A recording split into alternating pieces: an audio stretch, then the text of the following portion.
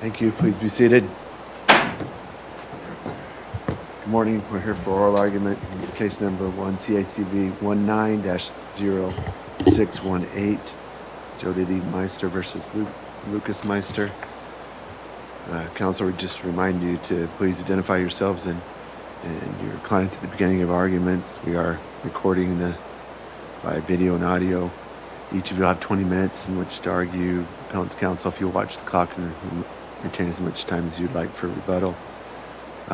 Before Appellee's counsel, before you argue, if you give us a second or 30 seconds to wipe down the podium, okay? And also we have read the brief and discussed this case in conference, so keep that in mind in your comments. With that, counsel, you may proceed. You are welcome to wear the mask or not wear it at your discretion. Okay, thank you.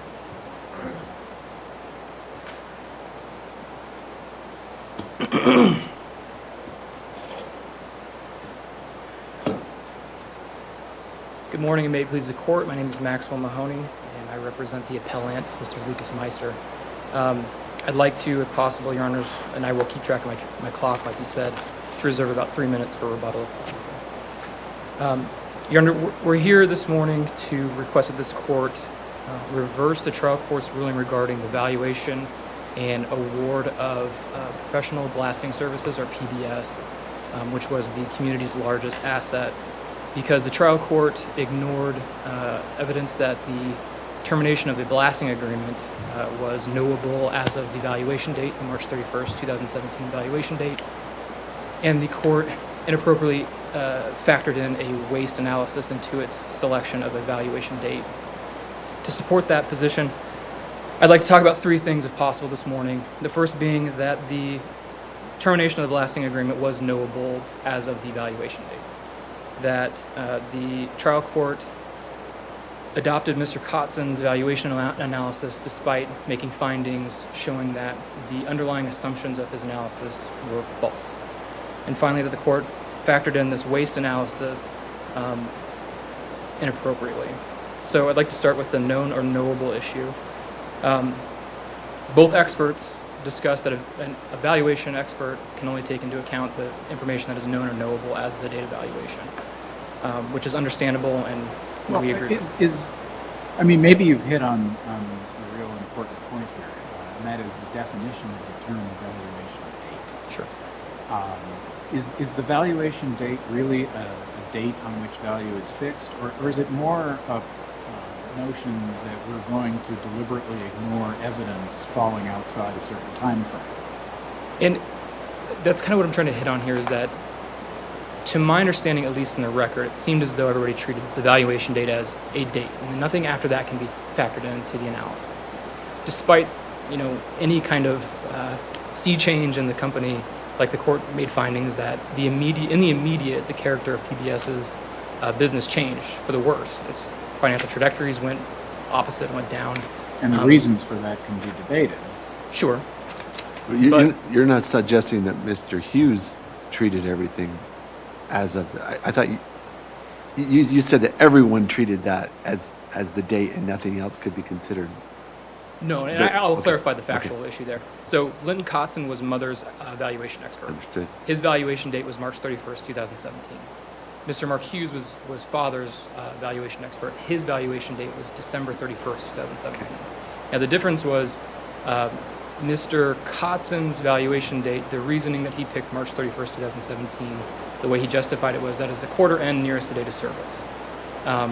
Mr. Hughes picking end of December 2017, the reasoning behind that was that factored in all of these subsequent issues that occurred, specifically the termination of the blasting agreement, and really gave an understanding of where we are and where the company is. So it's not that we all agree that March 31st, 2017 is the proper date. Rather, husband's position below is that March 31st, 2017 was the proper valuation date. Does the in the family court have the obligation to pick in its discretion one date, date A or date B? And why wouldn't that be an abuse of discretion? Well, first of all, is the court obligated to go with a specific valuation date that's offered by the parties? can the court come up with its own date, or can the court simply, why, like in this instance, why couldn't we say, well, the court's got broad discretion, broad equitable authority. What's wrong with, warts and all, because no valuation is going to be perfect. What's wrong with saying, it's equitable? There's no abuse of discretion here because it all falls under the broad umbrella of being equitable. And, Your Honor, we agree with that proposition that the court has broad sweeping discretion when it comes to selecting a valuation date and valuing assets. I believe Sample addresses that, and it puts kind of a faintly defined, this broad discretion is really honed in only on that the valuation date should follow pragmatic considerations and that it should withstand a test of fairness on review. Yeah, which isn't, to my mind, really much of a rule. Sample almost seems to encourage the court to make up reasons to justify a result, not prescribe a rule from which the court can derive a result. Sure. That makes me pretty nervous when I think about Sample. Tell me if you agree with this, and I will ask both sides this question. It seems to me that the fundamental command of the statute is that as of the valuation date is always the date of service. Right? We need to know what the assets of the estate were fairly worth on the date of service, no matter what valuation date an expert might choose. What the expert is choosing when they choose a date is what evidence they are going to consider. Do you agree with me so far? Yes, I agree with that. Under the statute, the date of service is really the date that the community severed us of that date, and that's the date we should be looking at evaluation of things. In every case. In every case. Even though we won't choose that as the valuation date in every case. Certainly. But also the statute, and I may be wrong on this, and I don't think I am though, is that it says that we should divide property equitably. Right. And so I think there's an additional analysis, kind of continuing with your question, that we need to consider things that are, for a valuation expert, like you said, the valuation expert might pick a date in the future just because that's the evidence that we have and that makes the most sense. And I think that under Sample, I agree it's a bit broad and there's really no rule that says we have to pick a date necessarily. It's just the court's discretion. So I think that, this pragmatic considerations and withstanding a test of fairness, while it's very mushy at best. Well, you can actually get pretty cynical about it because once you've read a bunch of these valuation opinions, you know what the first few pages always say. Right? They lay out 3 possible valuation methods and then remark on the fortunate reality that the best valuation method happens to be the one most favorable to the client. That's the way they go. And most everything kind of it's no criticism of anybody here. That's just the way this happens in every case. And I get that because we have an adversary system. That's fine. But I think if we were to distill what the statute is requiring when we ask the court to equitably divide what the assets are on the date of service, what we're really asking the court to do is look at all of the circumstances and say what was the asset fairly worth on the day of service, considering everything we know, and then deliberately excluding some things we know. Fair? I think that is fair, I guess, to a certain extent. Yeah, so long as there's a consideration of things that happen after the fact. Well, sometimes you want to, and sometimes you don't. For example, if the date of service was last August, you probably wouldn't want to take into account the effects of COVID on a business, right? Depending on the side you're on, obviously. Well, yeah. But I think we could all agree that in most circumstances, some cataclysmic event that happens years down the road is not the kind of thing that should fairly be taken into account, unless that cataclysmic event was caused by one of the parties. Well, and to your point, I think years down the road, yes. Less than 30 days later, maybe we should consider that, and that's what happened in this case. Of course, and that's where the experts are hopefully going to apply some professional judgment. Sure. Yeah. And again, with the expert's professional judgment along with the court's discretion. So in fact, in this case, let's say you're successful, and we say, the court relied too heavily on one report given all the external facts. It might be a case of be careful what you wish for, right? Because if we consider some of those after acquired facts, you might very well wind up with a lower valuation.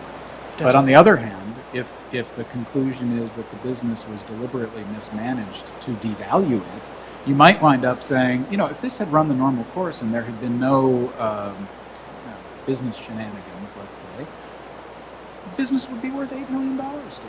Well, but I think that's the issue, regardless of what the data is or what the analysis is. If it goes far one way or far the other way, different things are taken into account and different things factor into the evaluation. Right. And So what would probably be ideal would be a requirement that the court explain its reasoning for choosing to ignore evidence after a certain date, or why it chose to accept evidence after a certain date. And then we would have a real basis to review the court's decision. It would make an appeal on the decision easier to require some kind of finding of fact on that issue. And it would probably be fairer to everybody, right? Sure, it would provide more of a foothold on what we're doing here. And kind of going off your point that, if we look at issues that occurred later down the road, and I'm going to jump ahead a little bit into the waste issue, the trial court partially used this waste analysis specifically, and it's kind of convoluted, but it seems to me that the court bifurcated this misconduct issue and this waste issue into two things. It was the pre-valuation date misconduct, which was what Mr. Meister allegedly did to add to the reasoning to terminate the blasting agreement, which was the overbilling and everything like that. Then there was the post-valuation issues, which were Mr. Meister allegedly spending or using the funds from PBS for his own personal use. But if the court is going to factor in these after effects, these negative after effects, such as the spending or the post-valuation waste issues, then it would stand to reason it would also factor in, if it's going to use its discretion to drag those things into its decision for evaluation date, it should also use its discretion to value or to take into consideration the termination of this blasting agreement, in this case on this set of facts. So I think to Judge Brown's point and Judge Swan's point, this issue of, we have discretion, and what's going to stop the court from kind of balancing the two and taking more things into consideration? Really nothing, but if it's going to do one thing, it should do both things. If it's going to take into account after valuation waste issues, it should take into consideration the termination of the blasting agreement here also. So, counsel, isn't the bottom line here what both parties are searching for is this bottom line value of PBS? What is it worth giving? And then, to me, that's what makes the trial court's ruling a bit frustrating. I'm having trouble understanding or seeing how the waste, which to me seems to be a lot of waste. The court made findings of some significant examples of at least potential waste, but it's not clear to me that the court tied those to how that impacted the business. It's specific, like was it a reduction in 500,000? Did that devalue the business by 500,000, by 1 million, by 1.2 million? But again, that being said, I come back to the point where how much discretion does the trial court have on that basis? I mean, how do you view the court's finding of waste? Are you disagreeing that the court, that husband committed waste here? Well, and I don't want to get into too much of re-arguing the issues that were at the trial court, right? And that's not this court's job. I'm not going to try to get you to reweigh that evidence. No, that's the right. question is susceptible to it. Sure. Yeah. Do I? And I'm sorry. The question. Did the husband commit waste here? I don't think that he did commit waste. No. None. Okay, it's hard for me to say none, but I don't think that he committed as much waste as the court pointed out. Okay, and I can give a quick explanation. Okay, go ahead. Yeah. For the post-valuation date waste, some of those expenditures, for example, the Cardinals tickets and the indoor skydiving tickets and things like that, Mr. Meister had used those events for the company before, and that had been something that was like he took his guys out to do stuff like that. Same thing with restaurants, etc. Now, is some of that stuff over over whatever imaginary line I'm drawing right now? Perhaps. I don't know. I wasn't there at trial court. I didn't see in the record that there was, a specific delineation of this is too much or this is enough. And I'm assuming you're only talking about those expenditures, not kind of the overbilling issue. Well, yeah. I mean, including the equipment. I don't know, selling the equipment. I mean, was that wasteful for him to actually violate a court order? Maybe not wasteful, might not even be the right word, but couldn't the court take that into consideration, that he actually violated the court order Well, by selling equipment? And I think that it did, but I think that, there's testimony from Ms. Meister at trial stating that, and Mr. Meister, where Mrs. Meister was suggesting that he should sell some of this equipment to keep the company afloat. And Mr. Hughes testified that if he didn't sell some of this equipment or get rid of some of this equipment, it would have weighed this company down to zero. So he had a good reason to be in contempt. Yes. I mean, yes. I mean, that's a dicey proposition. It is, and I understand that. But there are times, even in trial, where there are certain times where what other choices you have. I mean, the end result here is that he's attributed a company worth $2.6 million when Mr. Kotzen testified that the day after the termination of the blasting agreement, it's not worth that. And so it could either be worth the 1.2 that Mr. Hughes suggested that was worth in December of 2017 or zero. And that was kind of our option. The court should be on alert for parties who diminish the value of their own assets. Right? It's very convenient for him that the business is worth less, right? Purposefully, yes. But in this case, the issue is that after the termination of the blasting agreement, the character of PBS changed so significantly. It lost 95% of its business. That blasting agreement that it had with Fisher and it had with Arizona Drilling and Blasting was 95% of its business. Mm-hmm. So in the snap of a finger, that's gone. Mm-hmm. And you have a company who's working with one of the larger drilling and blasting companies in the nation that has had to change into a boutique blasting company and going to areas where it would never have gone before and basically paying for work as far as bidding. This isn't the first case, though. I'm not saying I have any fact-finding ability here, but this isn't the first case in which a soon-to-be ex-spouse makes the determination that he doesn't really want to work for the benefit of his former spouse. And so that maybe this was a golden goose in the past, but I should have put my efforts into keeping this thing going. Well, I think the difference is that here, again, I have to go back to this fact that that blasting agreement being terminated really hurt the business. I think that's an objective issue that 95% of its business was disappeared. So I can understand, and the court went into, Judge Vandenberg didn't believe that Mr. Meister used his best efforts to keep the business at the level that it was previously at. But at the same time, PBS was more or less fighting for its life, trying to keep its head above water. It was trying to find jobs. Before Fisher and ADB funneled work, PBS didn't have to go out and bid for work. It just had work nonstop. It was just, hey, we have this job. You guys are doing it. Here's some money. Yeah, but you can well imagine the analogy to a law firm, right? You've got a successful law firm, and then it's popped for fraudulent billing. The business collapses. Who's supposed to bear the burden of that collapse? Which spouse? Well, it would be, Your Honor, if it was a community business and it was an issue outside of anyone's real control, it should be both spouses. I think that's a fair answer, assuming the validity of your assumptions. Sure, of course. In the individual case. And whether those assumptions are valid in this case, I think has not been tested. Not to the extent that I think that the court has a fair footing to make the ruling that it made. I'm just under 3 minutes. Unless the court has any other questions, I'd like to reserve the rest of my time for rebuttal. Okay. Thank you, Your Honor. Thank you, counsel. If you'll, wait just a second. Yeah, it's all right. No, I know you're. It's habit. I know it's strange times, but.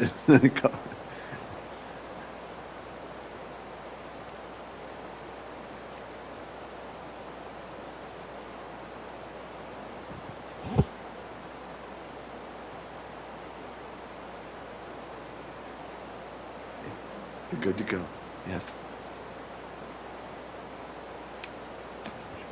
Thank you, Judge. Lee Richard, appearing on behalf of the appellee, Jody Lee Meister. A couple of questions. I'm just going to address directly at least 3 questions that I heard the court ask and is looking for answers to.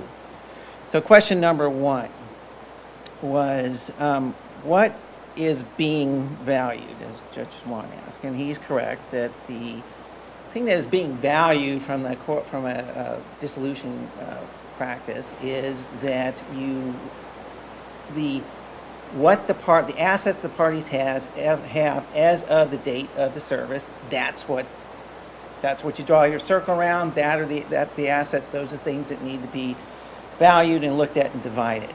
Now, the specific value of those assets is not as of the date of valuation, as of the date of service. Now, it can be, and generally I would say the proposition is that it should be, but there are assets that are community that will continue to fluctuate in value that may or may not be susceptible, based on the court's discretion and the facts that come forth, to value as of the date of service versus a later date. For instance, you have a house that you have might be worth X on the date of service, but because of market forces, it's still a community house, will continue to increase. At that point, maybe you're looking at a valuation closer to the trial date. But should you? I mean, I guess the question is whether the statute really permits that. At that point, you are deciding people's economic futures based on the vicissitudes of court scheduling, not based on their own private determination of when to file a petition for dissolution. And it seems like, for example, today, a lot of cases have been continued. Right? We're not even having a real trial practice for months and potentially the rest of the year. Values are fluctuating all over the place, some up, some down. Should parties be having their legal rights under the statute determined by what happens with how the court can schedule during the pandemic? Or should they be, and this is only an example, of course, or should they be always looking at the date of service and then justifying the use of after-acquired evidence based on the circumstances of the case? It seems to me the latter is more consistent with the statute. Well, I think, Judge, a couple of things. One, I think the court has broad discretion, and if it finds the reasons as to why it's using a particular valuation date, that's fine. But back to the more pointed issue, pinpointing a valuation date, whether it's because of the date of service, 30 days before the date of service, the day the parties separate, a year later when the trial takes place, is always going to be an arbitrary date. It's a snapshot. It's a snapshot of a wave on an ocean. Well, it is arbitrary right now, and that's a potential problem. Judge, it's always arbitrary. It's always going to be arbitrary. But it doesn't have to be. Let me ask you to think outside the box for a second. When we talk about valuing the estate as of the date of service, isn't value always tied to some, rather than a date, to a time frame? If I'm looking at buying an asset and holding it for 10 years, my valuation is going to be different than if I'm looking at holding it for a month, right? And Judge, the case law is legion in the sense that we don't consider that. For instance, if you buy a house, I get this all the time, and this is what the law says. I buy a house. I get this argument all the time from clients. Well, yeah, the house is it got valued at $1 million, but if I ever go sell the house, I'm going to have real estate fees and everything. Why didn't the court, and commission costs, why doesn't the court consider that, those actual costs of me owning the house? And case law says you don't include those things. And the reason, and again, it's because it's deemed as speculative. And again, you're always going to have this element of speculation. I would like to also point out something earlier that you indicated is that, well, picking a valuation date based on and again, I would admit that most judges do use valuation date as a date of service, or close thereto as possible, and that's what Lincoln Constant did in this case. So the question that, of control, I mean, why are you allowing one party to foist a valuation date on the other party? I mean, only one party is deciding to get divorced. I don't think I am. Well, but only one party is deciding when to file for divorce, not the other party. So if one party comes in and says, hey, this is a great time for me to file for divorce because the pandemic hit and now my business isn't worth a whole lot and I want to hurry up and get this divorce done and over with because I filed it to take advantage of this, that's a unilateral action on the one party's side. Why there are some things the courts cannot cure, and the apparent unfairness and unilateral nature of divorce is one of them. I mean, that's just inherent in the enterprise, right? Which is why, Judge, the appellate courts of the state have wisely decided to leave it up to the trial court, who has their sleeves rolled up, are in the facts, listening I'm to the not sure parties that to make abdication and decision. wisdom are always the same thing. I don't know that the trial courts can construct these rules any better than we do, and something tells me that that's kind of what this court is expected to do rather than the trial courts. I guess, Judge, I will just tell you from a personal experience, I've been doing this for more than 30 years, family law. As a matter of fact, before this building was built, I remember I was with the Court of Appeals as a clerk, and we were in the state capitol building in the old law library trying to find light switches there and everything. The judges were all sitting around talking about how great it'd be to have this building. And since that time, I helped write opinions, and I've looked at opinions for the last 30 years. And the appellate courts of this state, the one thing that I have found, the only thing I can glean as far as the public policy of this state when it comes to family law is we don't care what the trial court does. The trial court has broad discretion to do whatever it wants as long as, one, it doesn't violate existing law, two, it's rationally articulable and applicable to the case, and three, it does equity. We don't care I'm outside 100% of with you. Yeah. What about But- sample? What about sample? It says it must stand, the result of the valuation must stand the test of fairness on review. Yeah. So What let are me- we to take from that? I mean, I Here's- didn't write sample. I mean, I'm just reading it. I mean, Well, here's, Judge, I think, to get to some of the other questions that were asked that deal with that issue. Because the second question came about was, how do you value, what facts do you use? And the question was, does the court, does the valuation date, is basically picking a valuation date, cuts off, determines what evidence that you're going to look at. And that's true. it does in all cases? Well, Oh. yeah. Well, no, Judge. Here's the thing. The court, you need to understand that this is a bilateral analysis where the allocation of jobs have been allocated to different people. With respect to the choice of a valuation date, all facts can come into play. All facts. And that's what the trial court did here. Consider all facts from the date of service all the way through to the date of at least the last valuation that, which was 2 years later in the case. That's what the court does. The court considers all facts. They're not limiting themselves to a particular valuation date. What the court is doing is they're considering all facts in connection with choosing a valuation date. That's step number one. That's the court's job.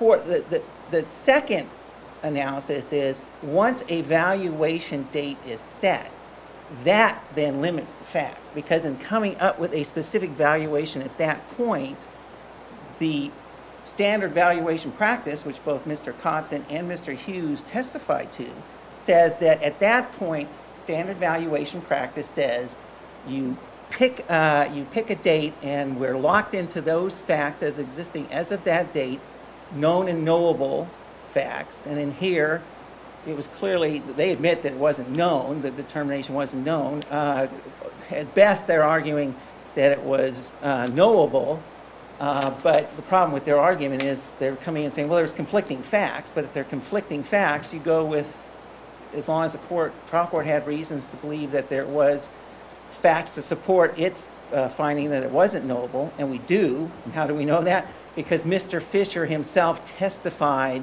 that he himself, one, was the one who was the sole decider of whether or not to terminate husband and to terminate the PBS contract, and two, he specifically testified that he did not come to that decision until April of 2017, which was after the valuation date. It's kind of hard for a decision to be knowable when it hasn't been made yet.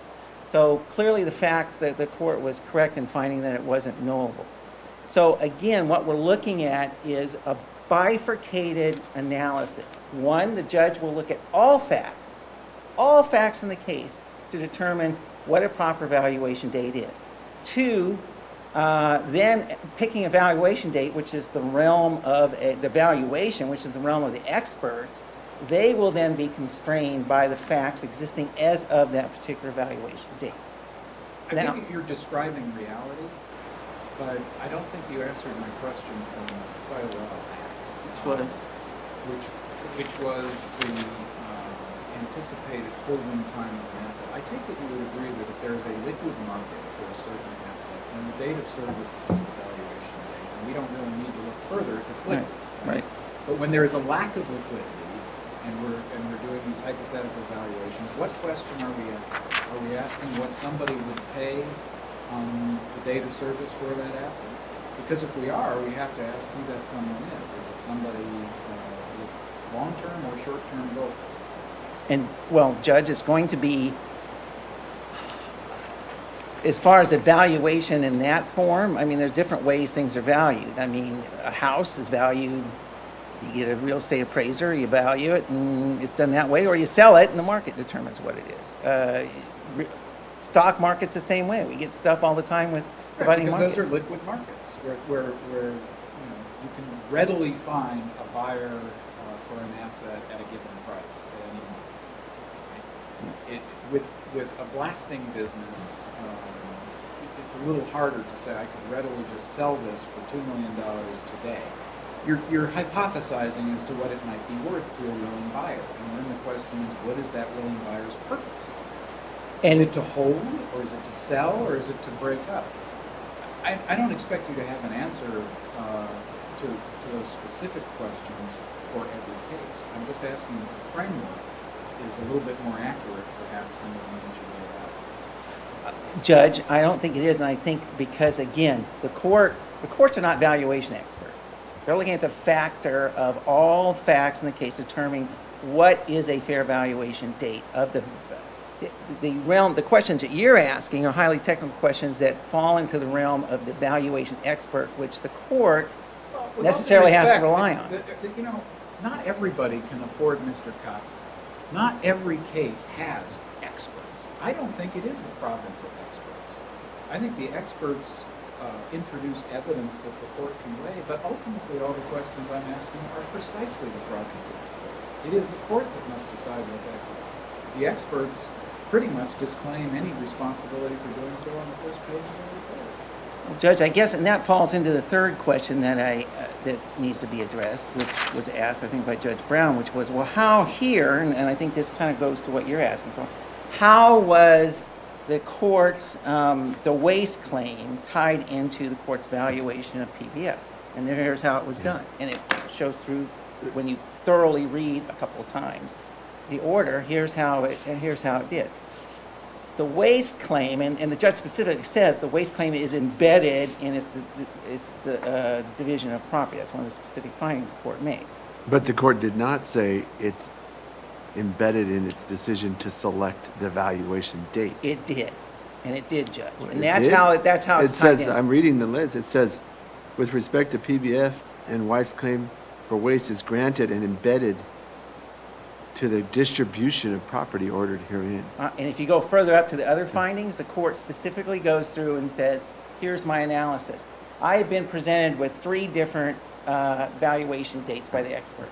In looking at those specific, in each of those valuation dates, like I said before, is limited to is based on certain limited facts that the appraiser used based on standard valuation process. Now, do I think, being a practitioner, that a lot of this stuff makes sense to me? Absolutely not, but that's that's the way it's been done for 30 years and probably will be done for the next 20. Well, because don't I don't be know so if sure. Well, I mean, unless we're going to completely rewrite the method of standard practice of valuing businesses and things. Well, if it doesn't make sense to us today, it may not be that way for another 30 years. Right. So Well, let's not just assume that we're going to go with the flow. okay. Well, as far as what at the time that we did this trial, that was what the law, isn't it still the law currently? So the question is then, what the judge then said was, I'm presented with these 3 things, these 3 valuation dates. And in looking at each valuation date, what she did was she analyzed each analysis and said, how does this stack up with equity? How is it equitable to use this valuation date versus this valuation date versus this valuation date based on all the facts that were presented?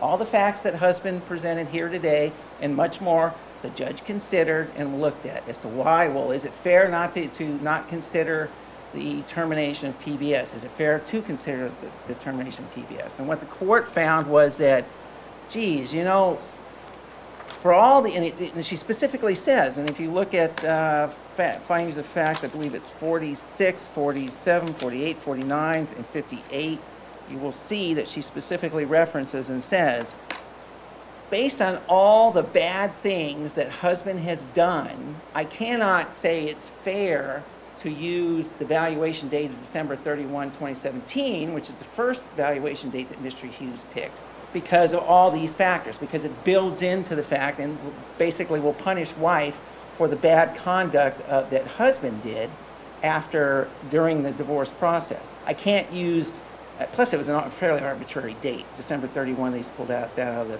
hat. I mean, at least the March 31 date is the first quarter after, 2 months after the service of the petition for dissolution, which is close to the valuation date, what the parties had as of Counsel, the date. before you run out of time here, I need to know the answer to this question.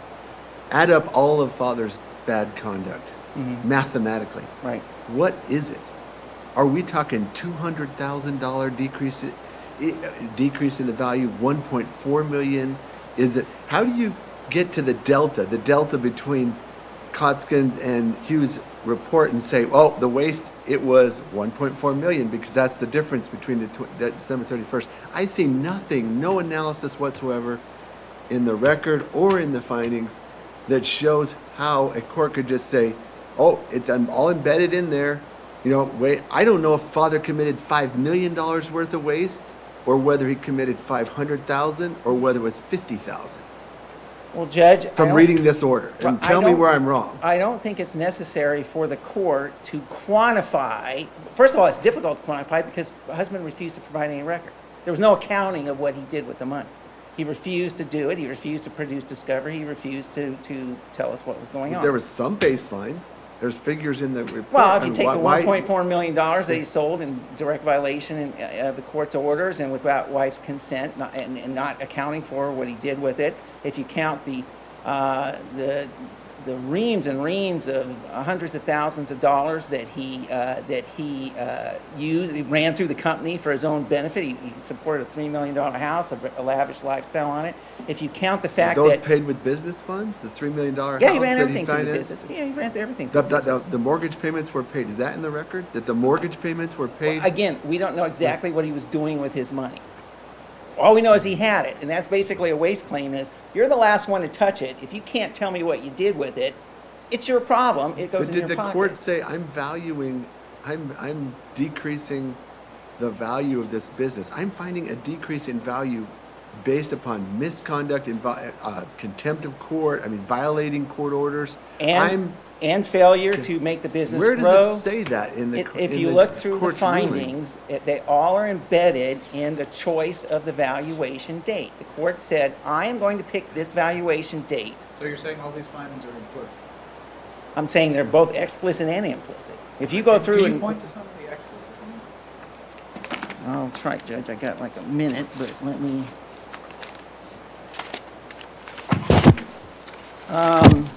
paragraph, finding of fact,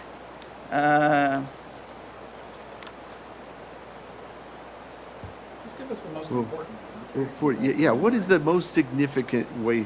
Is it the monthly salary? Is it the purchase? Judge, she the purchase of the boat? Is it? For instance, paragraph 45, findings for 45. For all of the foregoing reasons, and that includes all the things where she's gone through, all the husband's bad acts, all the monies he spent. And she goes into very detailed accounts of that. For all the foregoing reasons, the court accordingly finds that it would be improper to use Hughes' December 31 valuation or the 2018 valuation. The evidence further shows that after firing wife from PBS, husband treated the company as his own. This included, among other things, unilaterally taking large distributions, canceling wife's credit cards, selling $1.4 million. It goes on and on. So he did all this stuff, but how does that relate to the date? Because it would be unfair and inequitable for the court to say, I'm going to value the company on this date because of all the things that husband did, and that would burden wife with the result of that bad conduct by using a lower valuation for the company. I'm going to use this valuation, which preceded all that bad conduct by husband, and that is how she used the waste claim in the selection of the choice of the valuation date based on an equitable determination. That's how it's connected. And there's nothing in the law that says you can't do that. Mr. Richard, thank you. Your time is up. Appreciate that. Okay.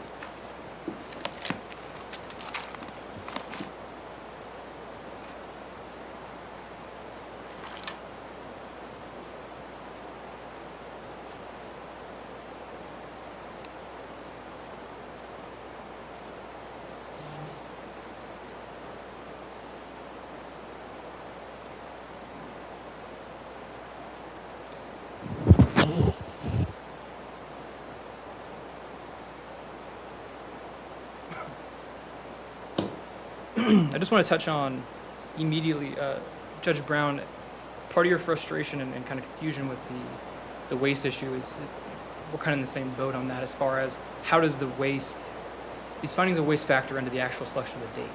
It would have made more sense to have, if the court wanted to consider waste and find that husband had done waste, had committed waste, the better way to do that would have been to pick a valuation date and a valuation for this company based on the facts that are relevant to the valuation of the company, and do a separate waste judgment that would have enumerated what amounts we were going to take into consideration, what funds were actually wasted, so that there was a judgment for a sum certain that could have been awarded to wife, rather than factor these things into the valuation of a company, which more or less on its, to me it looks like the court is punishing husband by adopting the March 31st, 2017 date because of the waste issue.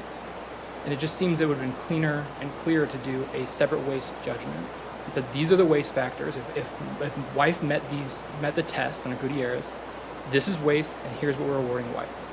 Here's the valuation of the company.